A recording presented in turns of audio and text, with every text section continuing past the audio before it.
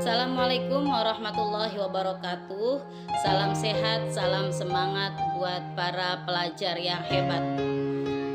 Para pelajar yang hebat, pernahkah kalian mendengar sebuah hadis yang berbunyi al-insanu mahallul khata' wan nisyan?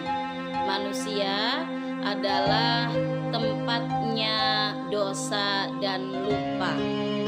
Ya, kita sebagai manusia tabiatnya adalah pelupa, sehingga Allah memberikan keruhsoan kepada orang-orang yang lupa, atau memberikan keringanan pada orang-orang yang lupa, sehingga tidak ada hukum bagi orang yang lupa. Begitupun dalam keadaan melakukan sholat, ketika kita lupa, contoh tidak melakukan sunnah ab'ad sholat, maka kita disunahkan untuk melakukan sujud sahwi. Apa itu sujud sahwi? Sujud adalah penghambaan kita sebagai manusia terhadap Tuhannya, dan sahwi adalah lupa, yang artinya sujud sahwi adalah sujud yang dilakukan sebagai koreksi kesalahan dalam sholat. Menurut ahli fikih, mengapa kita harus melakukan sujud sahwi? Ya, ada beberapa faktor yang menyebabkan kita harus melakukan sujud sahwi sebelum salam. Yang pertama yaitu ketika kita ragu dalam bilangan rokaat sholat. Seumpama kita sholat maghrib, pada rokaat ketiga ternyata kita lupa, kita sholat pada rokaat kedua pada rokaat yang ketiga, maka yang diambil adalah rokaat yang paling sedikit, yaitu rokaat yang kedua, sehingga kita harus menambahkan rokaat lagi. Yang kedua adalah ketika kita lupa meninggalkan salah satu dari sunnah ab'ad sholat. Contoh, ketika kita sholat subuh kemudian kita lupa kunut, begitu i'tidal kita langsung sujud, maka sebelum salam kita harus sujud sahwi.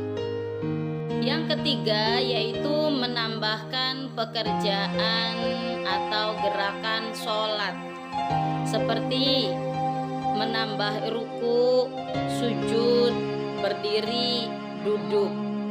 Seperti contoh, ketika kita lupa dengan ruku 2 kali, maka sebelum salam kita wajib melakukan sujud sahwi. Yang terakhir yaitu ketika kita lupa meninggalkan salah satu dari rukun sholat.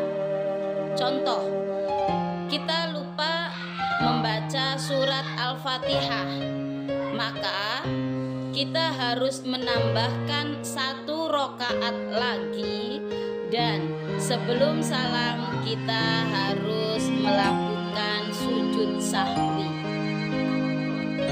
Tata cara sujud sahwi. Bagaimana kita melakukan sujud sahwi? Sujud sahwi itu dilakukan sama persis seperti sujud biasa.